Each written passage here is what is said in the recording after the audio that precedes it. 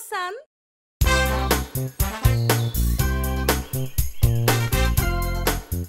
Il était une fois, loin de la ville, Mère Chèvre et ses 7 chevreaux qui vivaient heureux dans une ferme en forêt. Cette année-là, c'était au tour du chien d'être président. Il était responsable de la sécurité de la ferme. De temps en temps, des choses disparaissaient dans la ferme.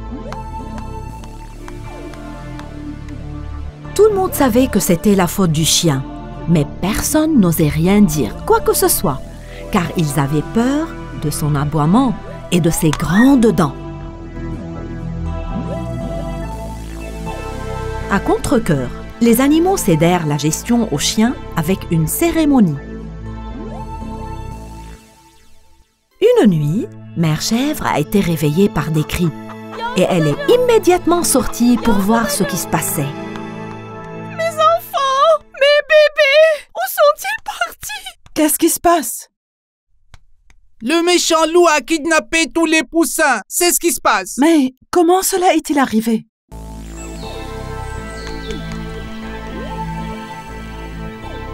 Le lendemain matin, sous la direction du chien, ils ont cherché les poussins en vain. C'était comme si les pauvres petits poussins s'étaient volatilisés. Tous les animaux de la ferme ont cherché les poussins jusque tard dans la soirée, mais ils sont revenus à la ferme les mains vides.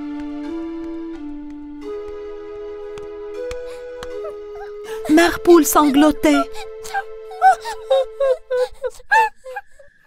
Tous les animaux de la ferme allèrent se coucher tôt, car ils étaient épuisés. Après s'être endormi, le chien se faufila hors de son chenil et ouvrit les portes de la ferme. Dans l'obscurité, le grand méchant loup est apparu. « Où étais-tu? J'ai attendu pendant des heures. » Je devais m'assurer que tout le monde dormait. C'est difficile de tromper tout le monde dans une si grande ferme. Bien, bien. Coupe court. Hein, que voulez-vous cette fois? Les chevreaux, mon ami. Ils coûtent beaucoup plus cher. Le grand méchant loup donna tout ce qu'il avait dans son portefeuille au chien.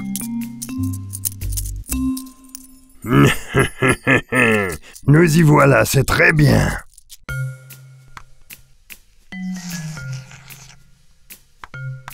Le méchant loup s'approcha furtivement de la maison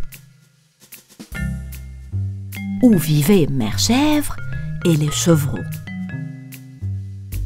Le méchant loup se rendit directement dans la chambre des chevreaux.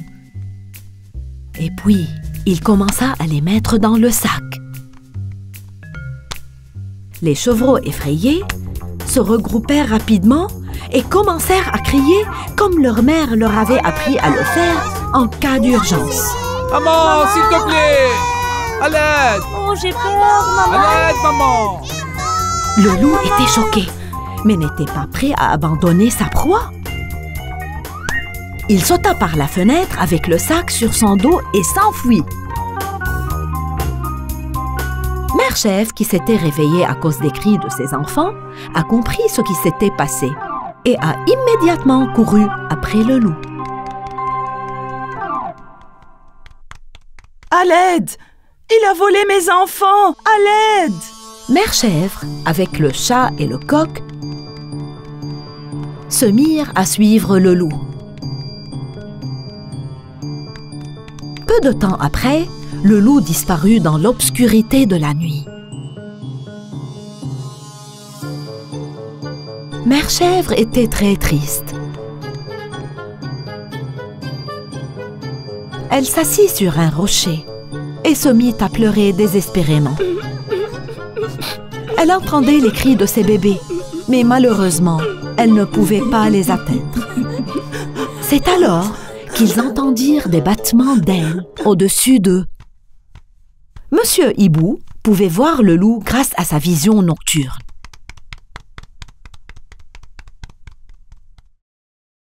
Ils ont suivi le hibou jusqu'à la tanière du méchant loup. Impossible! On devrait d'abord trouver un plan. Monsieur Hibou est plus rapide que nous pendant que nous distrayons le loup. Alors, il peut voler jusqu'à la ferme et chercher de l'aide. Après, on peut tous attaquer et battre le loup. Le hibou s'envola vers la ferme. Mère Chèvre, le coq et le chat s'approchèrent de la fenêtre de la maison et ils virent le loup et le chien se serrer la main.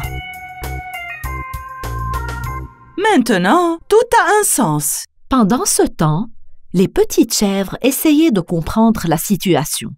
Les plus jeunes avaient tellement peur qu'elles se sont mises à pleurer. J'ai une idée. Écoutez-moi.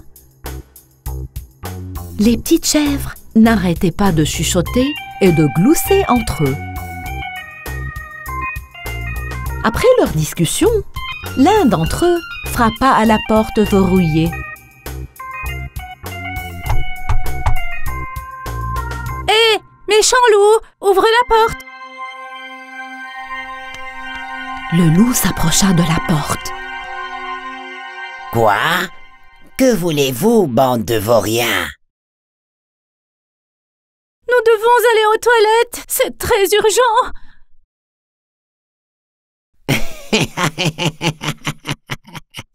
Aux toilettes? Vous pouvez vous retenir. Soyez patient. Je vous emmène au marché aujourd'hui pour vous vendre tous.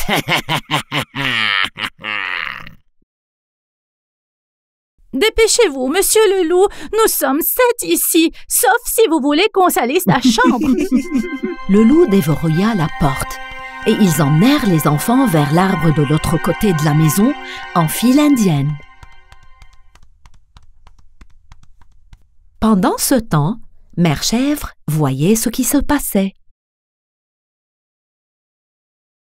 Allez, les petits, faites ce que vous avez à faire. C'est impossible, pas si vous nous regardez. Bien, bien, faites vite. Dès qu'ils se retournèrent, l'un des enfants frappa le loup et l'autre frappa le chien si fort qu'ils furent surpris. Les autres enfants commencèrent à cogner les deux complices. Voilà mes bébés.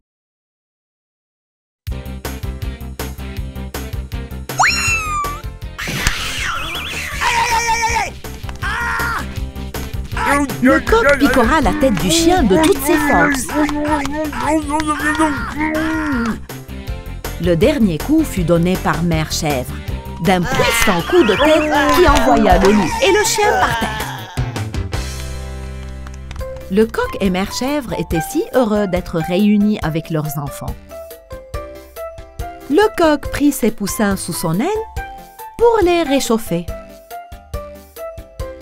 Maman Chèvre enlaça ses enfants et les embrassa tous. Mère Chèvre raconta toute l'histoire à tous les animaux. Tout le monde en tira une leçon. Désormais, le président de la ferme devait être choisi au lieu de se succéder. Il y aurait aussi un conseil de ferme dans lequel les animaux de la ferme pourraient s'assurer que le président fait bien son travail.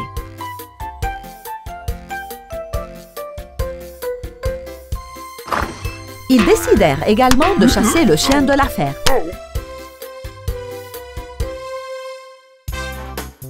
Mère Chèvre fut élue présidente en raison de son courage. Tout le monde retourna chez lui et vécut très heureux, sauf le loup et le chien.